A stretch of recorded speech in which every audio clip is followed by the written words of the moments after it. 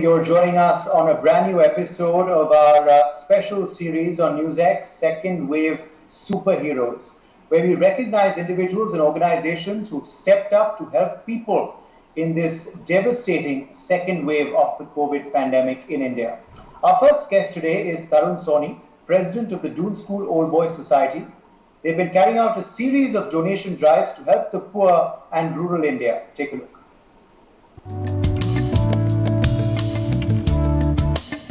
As the nation continues to reel under a devastating pandemic, Doon School Old Boys Society has been carrying out a series of charitable drives. They have donated an oxygen plant, oxygen concentrators, PPE kits, and food to those in need. They have also been supplying vital hygiene products to rural India. NewsX proudly recognizes second wave superhero Doon School Old Boys Society and its president Tarun Soni.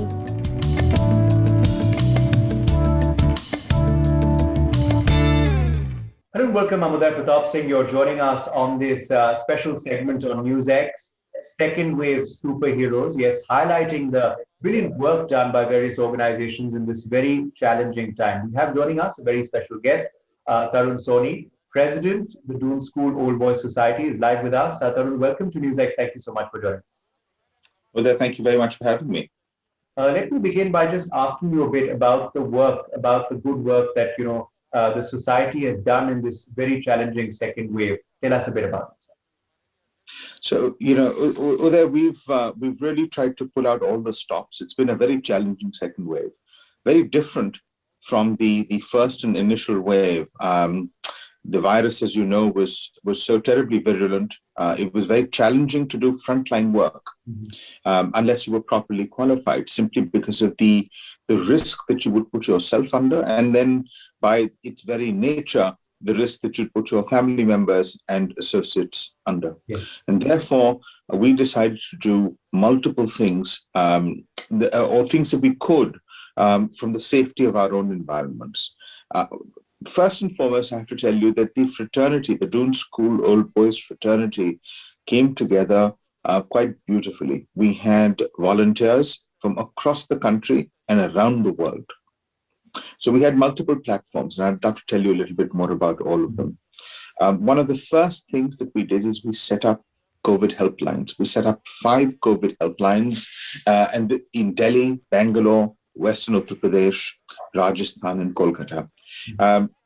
We set them up because there were DOSCOs, as we're called, who were able to utilize their own resources and assist not just members of the fraternity, not just family members of members of the fraternity, but everybody that we knew. So it could be cousins, relatives, a friend, etc., and assist them in getting hospital beds, assist them in getting medicines, assist them in getting access to concentrators, any type of medical healthcare we were able to do. So this was our small part to help the community. We advertised our telephone lines far and wide, and we received a lot of phone calls. And these were all volunteers in these 5 parts of the country.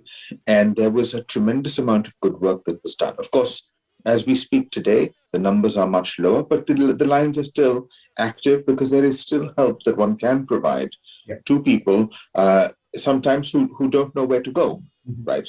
So that was one, and that was a very active support structure that was created. The second thing that we did is we raised 2 donation platforms. One was the traditional one where we were looking at a variety of different initiatives, and I'll just talk about that in a minute. And the second was an ongoing keto campaign, which is still ongoing. We have just over 3.5 weeks to go.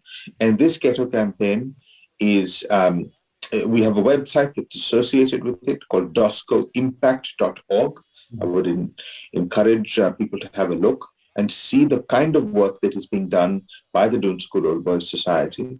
This campaign has 3.5 weeks to go. We targeted 1.5 crore rupees, and we have crossed 1.2 crores as we speak right now. And so that's a very positive development. And we've had members of the fraternity there are 4,700 members of the fraternity globally. So we've had people contributing from around the world. And this time round, I have to tell you that, we've used social media to help us raise money. And we've had many people outside of the fraternity, well-wishers of the Doon School Old Boys Society, who have also contributed.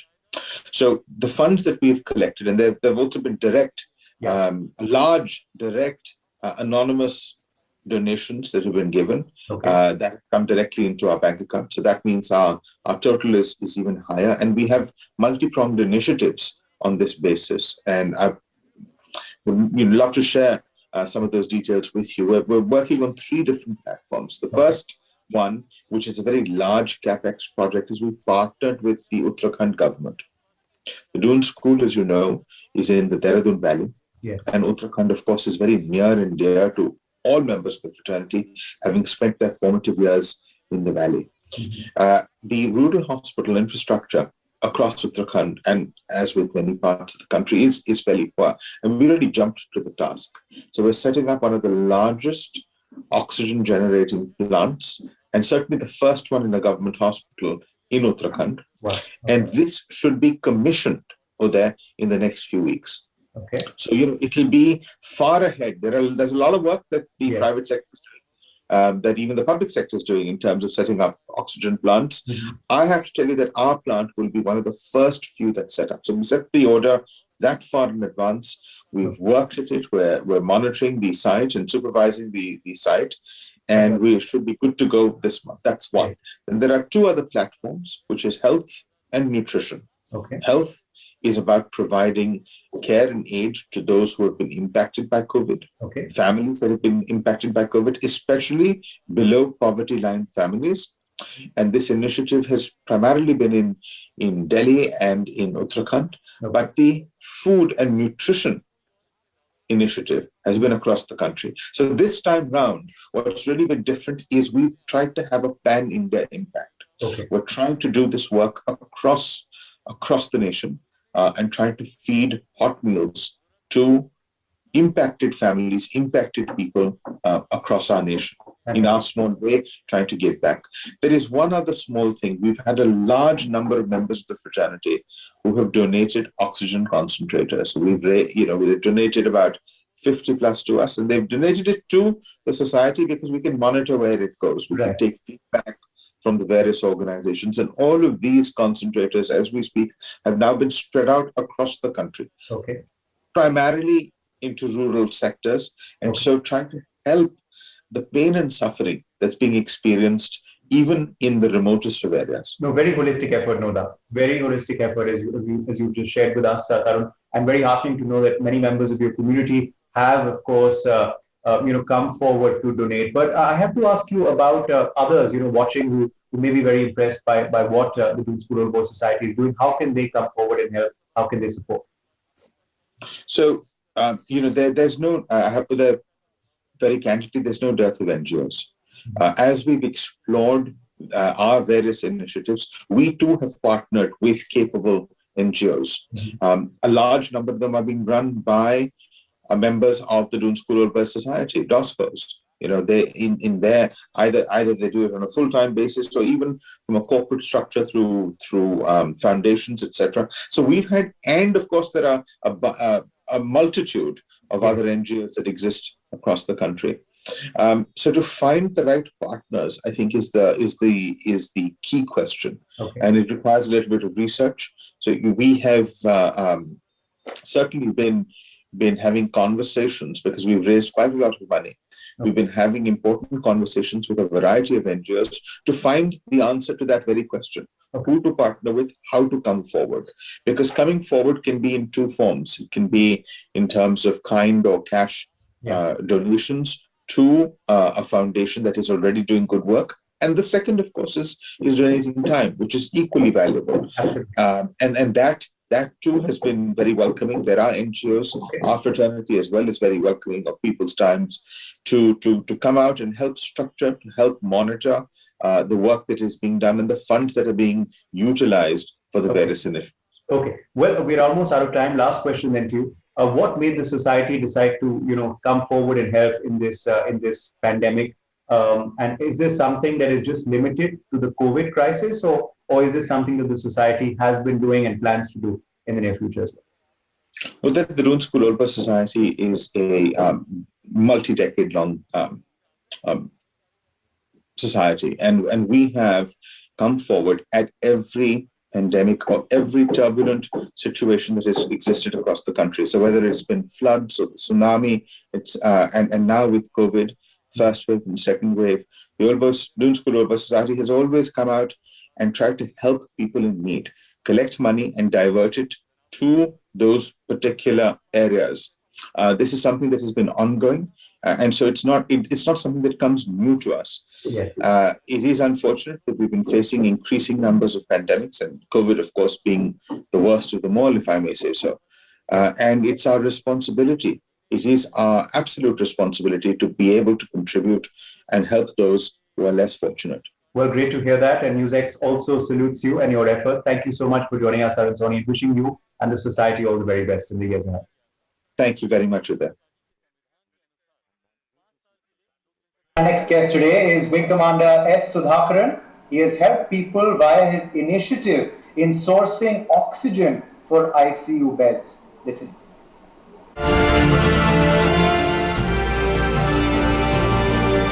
As the country battles the second COVID wave, Wing Commander S. Sudhakaran, along with Kranti and Pran Kavach, has been helping people relentlessly. NewsX proudly recognizes second wave superhero Wing Commander S. Sudhakaran.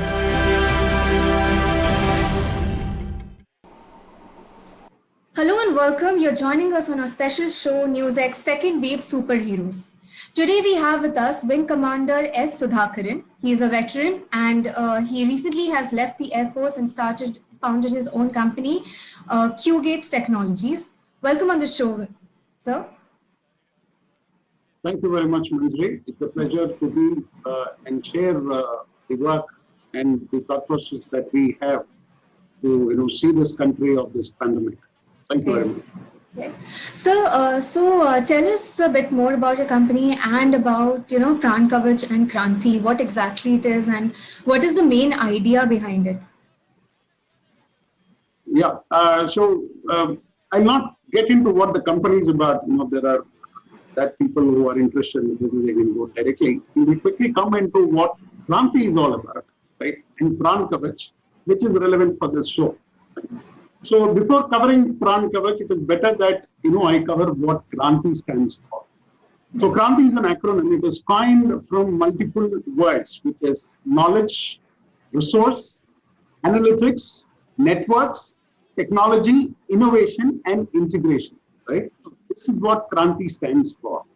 This was founded by another colleague of mine, who's a veteran, Wing Commander Satyam Kushwaha, and he is an ex-Jaguar pilot of the IAF. Right? So he left Air Force again, and Kranti was founded in the year 2016. Right? It was founded as a think tank group based out of an online messenger channel. And today, if you ask me, Kranti has something like 54 team groups. And it is focused on nation building and safeguarding national interests.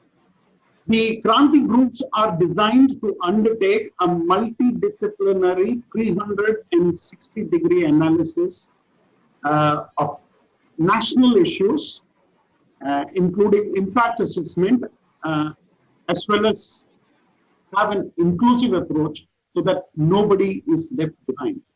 Okay. Now, what is Pran Kavach? Pran Kavach was initiated by me personally last year in March 2020. Right? The motto of Pran Kavach is Digital Shield for Life. So, whenever there is a pandemic, we all are aware that the healthcare infrastructure will be directly targeted. Now, if you create a digital armor, a digital layer, before that, it can protect the healthcare infrastructure in a lot of ways.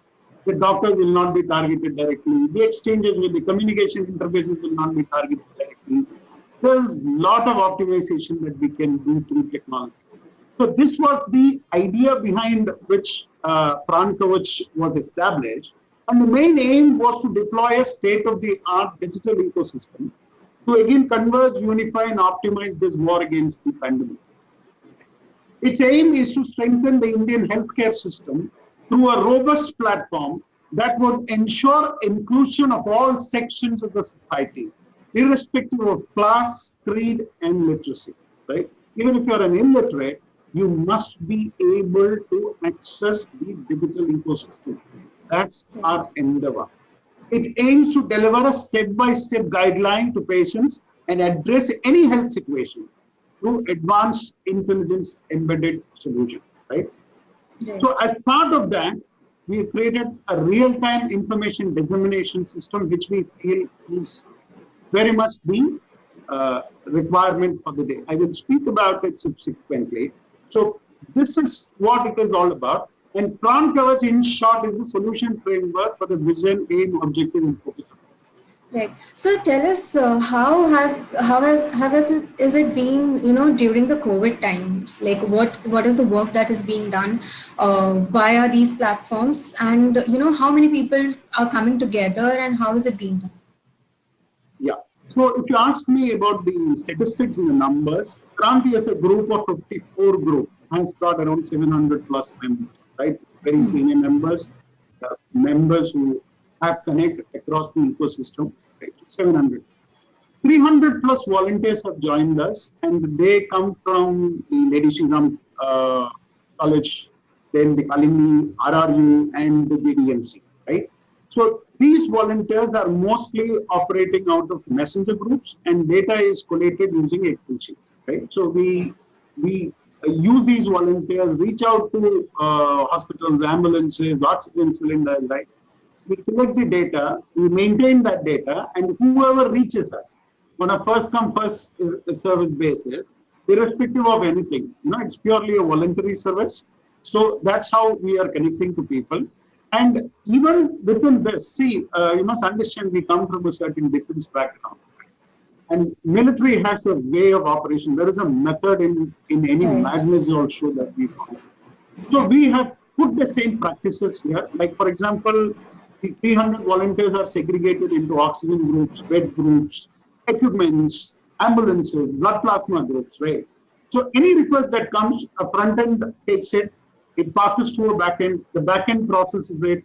We try to give them as good an information as possible, right? And address their requirement.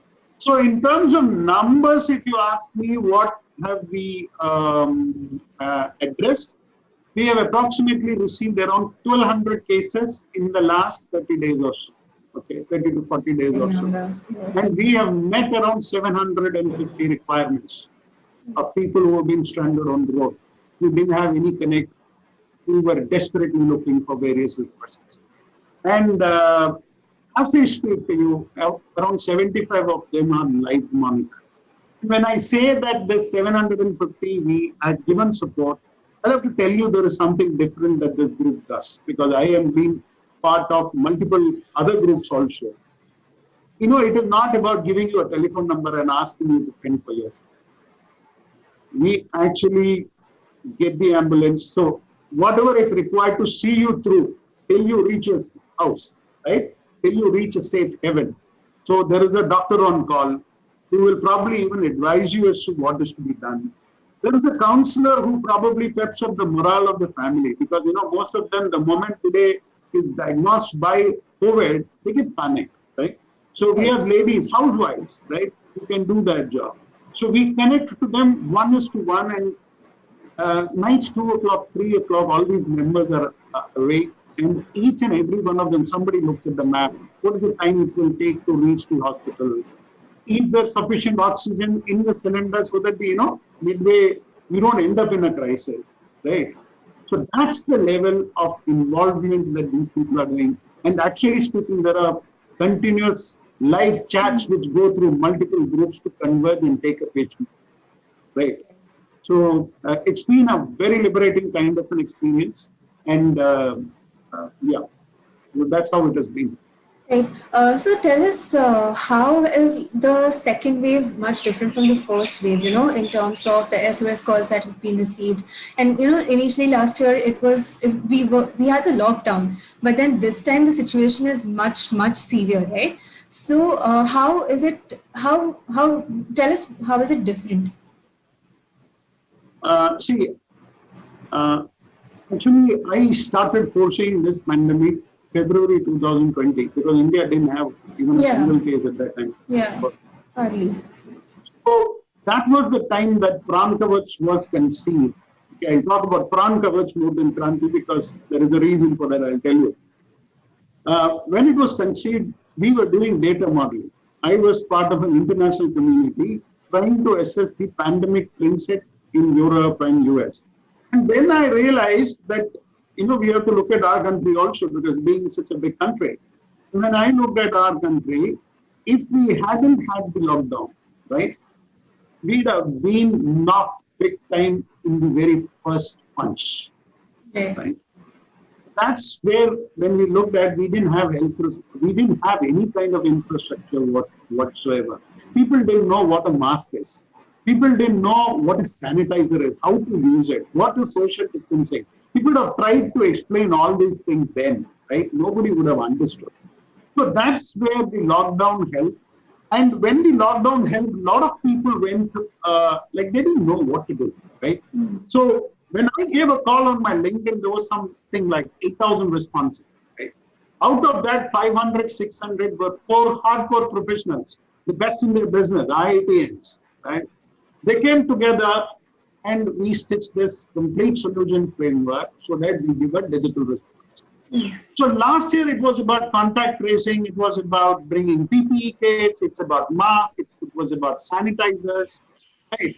And people who are getting admitted also, it was not that bad as it is this year. So even when this pandemic started receding, we realized that, okay, the government is on a certain course. We didn't want to go against that. And therefore, we were in course alignment. And then we started getting on with our lives. So much so that gradually systems started unlocking. And we started celebrating premature. When we came into the second wave, like in April, the whole system was caught unaware. Because I was continuing to be in the business of data science and modeling and stuff like that, and I was in close contact with IIT Kanpur, the Sutra model in which they did predict somewhere in March that the second wave was coming. But even the government took it lightly because they thought the worst is over. There could be a potential second wave. They never expected it to reach such unprecedented levels. Right. So thank you so much for the detailed, solution basis. It's a very detailed, very long one. And thank you so much for that. And thank you for the work that is being done. And our final guest today is Sandeep Kumar, owner of Ayushman Life Support Ambulance. He carried COVID positive patients to various hospitals. Take a look at his story.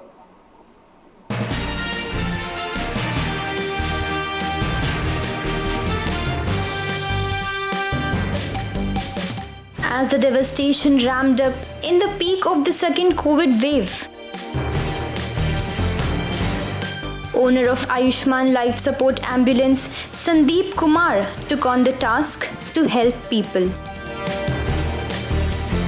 He carried COVID positive patients when their own families refused to touch them. No social stigma or the raging pandemic could stop him. NewsX proudly recognizes second wave superhero Sandeep Kumar. Hello and welcome. I'm trainer Shandilia, and as part of NewsX's very special series, Second Wave Superhero, today I've been joined by Sandeep Kumar, who is the owner of Ayushman Ambulance running in Gurugram. बहुत-बहुत शुक्रिया आयुष्मान हमारे साथ जुड़ने के लिए. Yeah, thank you. तो शुरुआत में आप हमें ये बताइए आयुष्मान कि कैसे और कब आपने ये एम्बुलेंस का काम शुरू किया था? मैम, ये एम्बुलेंस का काम जो मैंने स्टार्ट किया 2008 में किया था, अगस्त 2008 में. जी। अच्छा, ओके। तो जैसे कि ये सेकेंड वेव के टाइम हमने देखा कि कितना ज्यादा डिफिकल्ट हो गया था लोगों के लिए हॉस्पिटल जाना, तो क्या क्या कठिनाइयां, क्या क्या चैलेंजेस फेस किए आपने इस टाइम पे? चैलेंजेस तो काफी सारे हैं। हम हमारे साथ में है ना, पीपी किट पहन के काम करना, हमारे स्टाफ और डॉक्टर्स जो मेल नर्स हैं हमारे, है ना, सबसे बढ़िया उन लोगों ने इतना हमारे इस टाइम के ऊपर सपोर्ट किया। पेशेंटों को भी एक हॉस्पिटल से दूसरे हॉस्पिटल तक पहुंचाने में बहुत ही मेहनत करी उन लोगों ने। मतलब उनका मैं एब्सोल्युटली करता हूँ, मतलब बहुत ही तहे दिल से धन्यवाद देता हूँ। अच्छा, जी। और ऐसे कोई मरीज जो जिनकी आपने मदद की हो, वो आपके पास वापस आए हो, कैसा लगता था जब आप किसी की मदद कर पाते थे तो? काफी थैंक्सफुल किया है, और काफी सारे जो पेशेंट थे उनके रिलेटिव, उन्होंने तो मतलब इमेजिंग, मतलब एक नहीं काफी अनेकों बंदे थे जो उन्होंने मेरे को सपोर्ट भी किया। मैंने भी दिन रात मेहनत करके 24 आवर्स फोन पिक करके, मतलब 10 डेज तो ये लगा लो आप, इतना जबरदस्त, इतनी phone call her second every second जो कॉल्स जो आ रही थी, सबको मैंने अटेंड किया, सबकी प्रॉब्लम को सोल्व किया, सब लोगों की प्रॉब्लम को सोल्व किया। जहां तक मेरे से जो हुआ, बिल्कुल। अगर किसी से भी जाके पूछोगे, जो जिस बंदों ने मेरे को कॉल किया, मैं सबकी प्रॉब्लम सोल्व किया। हर संभव मदद की मैंने उनको, एम्बुलेंस से भी, ऑक्सीजन से भी, देन ऑक्सीजन रेगुलेटर से भी। अगर किसी भी स्टेट में उनको एम्बुलेंस चाहिए, सपोज को गुड़गांव में या दिल्ली में, जहां पे भी, मैं सबके उनको नंबर शेयरिंग करे हैं। सब लोग काफी अच्छा मेरे को एक्सपीरियंस रहा है डू यू सेकंड वेव में। अच्छा, तो अगर कोई लोग आप तक पहुंचना चाहें तो क्या तरीका होगा? आप कैसे आप अवेलेबल हो लोगों के लिए? हम लोग नंबर। अवेलेबल हैं, हमारे नंबर से नंबर फ्लैश होते हैं। काफी सारे एनजीओ थे जो हमारे टच में रहते थे, वो भी हमसे डे बाय डे पूछते रहते थे कि सर आपकी कैसी सर्विस है ना, कैसे आप लोगों से कांटेक्ट किया जाए। तो मैंने उनको शेयर किया, है ना। हमारी साइट पे भी नंबर है, हम तो काफी टाइम से हम काम कर रहे हैं। हमारे नेट पे भी नंबर मिल जाते हैं। फर्स्ट ऑफ उसमें डाल के देखो आयुष्मान लाइफ सपोर्ट एम्बुलेंस के, या अल्सा एयर एम्बुलेंस करके, तो मेरा नंबर इजीली मिल जाता है। अच्छा, तो संदीप जी, आप कुछ और बताएं, ऐसा कोई आपका एक्सपीरियंस रहा हो बहुत, जो आपको ऐसा टच कर गया हो कि कभी इस सेकेंड वेव के दौरान, कि कोई मरीज बहुत ज्यादा बीमार हो और आपको उसको इमिडिएटली अटेंड करना पड़ रहा हो उसकी मदद करने के लिए, तो ऐसा कोई एक्सपीरियंस हमारे साथ शेयर कीजिए आप। काफी सारे एक्सपीरियंस थे, बहुत सारे एक्सपीरियंस थे। मतलब क्या मैं बताऊं आप लोगों को, इतने सारे हमने पेशेंटशिप किए, और जो रिलेटिव जो हाथ लगाना नहीं चाहते थे अपने मरीज को, या दूर चले जाते थे, तो हमारे स्टाफ ने जाके, हमारे डॉक्टर्स ने जाके पीपी किट्स पहन के उन लोगों को सपोर्ट किया। अच्छा। हमारे पास फोन कॉल्स आती थी कि सर हमारा पेशेंट है, इस एड्रेस पे है, आप जाके पिक करके लेके आ जाओ। वहां पता चलता था सिर्फ और सिर्फ पेशेंट ही मिलते थे, और उनके कोई फैमिली मेंबर नहीं होते थे वहां पे। अच्छा, तो आपको खुद भी उनको उठा के एम्बुलेंस में डालना होता था? हाँ, सारे स्टाफ ने हमारे ने पूरा मेहनत करके हम लोगों ने किया। अच्छा, और आपका फ्यूचर का क्या प्लान है अभी? जैसे कि देख रहे हैं हम कि कोरोना तो अभी बिल्कुल भी खत्म होने के लक्षण नहीं नजर आ रहा है हमें, तो आप हमने अच्छे कैसे प्रिपेयर किया है आपने? हमने पहले से और अच्छी तैयारी करी है, हमने अपना बैकअप बढ़ाया है ना। हमारे पास जो अवेलेबिलिटी नहीं थी, वो मैंने पहले से ही तैयारी करके रखी हुई है उसके लिए भी। अच्छा, और कौन कौन से स्टेट्स में आपका ये सर्विस अवेलेबल? मेरा है लखनऊ, मेरा गुड़गांव, लखनऊ, रांची। अच्छा, रांची तक भी है? जी। मैं बेसिकली मेदांता हॉस्पिटल का सर्विस प्रोवाइडर हूँ। मेरी मेदांता हॉस्पिटल में ही एम्बुलेंसेज लगी हुई सारे के सारे, है ना। अच्छा। और काफी लॉन्ग डिस्टेंस से हम लोग पेशेंट लेके आते हैं, एक स्टेट से दूसरे स्टेट तक, on ventilator, HFNC machine, then BiPAP support. अच्छा। प्रॉपर जो आईसीयू वाले जो पेशेंट होते हैं वही हम लोग ट्रांसफर करते हैं। अच्छा, ऐसे कुछ एक्सपीरियंस आप बताइए। एक्सपीरियंस तो मैडम अब ऐसे तो बड़ा मुश्किल कहना हो जाता है। देन हम लोग अभी कल ही पेशेंट लेके आए हैं, एक जालंधर से ही लेके आए हैं कल, है ना। वो ऑन वेंटिलेटर पेशेंट था, हमारे डॉक्टर्स ने वहां जाके देखा, ये पेशेंट गैप्सिंग कर रहा था, तो उसकी सैचुरेशन थी, वो ड्रिप कर रही थी। उन्होंने अपने एक्सपीरियंस के अकॉर्डिंग तो उनको बोला कि इंटूबेट करना पड़ेगा पेशेंट को, देन उसके बाद हम ट्रांसफर करेंगे पेशेंट को। तो इंटूबेट किया, वहां पे वेट किया हमारी टीम्स ने, देन हम शिफ्ट करके लेके आए उनको मेदांता हॉस्पिटल, सक्सेसफुली हमने ट्रांसफर किया उसको। जी अच्छा, संदीप जी बहुत बहुत शुक्रिया हमारे साथ जुड़ने के लिए। आप लोग बिल्कुल ही सुपर हीरोज हैं सेकेंड वेव के, जिस तरह से आप काम कर रहे हैं। मेरी उम्मीद रहेगी कि आप आगे भी ऐसे ही काम करते रहे, लोगों की मदद करें। और बहुत बहुत शुक्रिया अपना एक्सपीरियंस शेयर करने के लिए हमारे साथ। Thank you. Thank you. Thank you. Thank you. For more such videos, subscribe to the NewsX YouTube channel, hit the bell icon.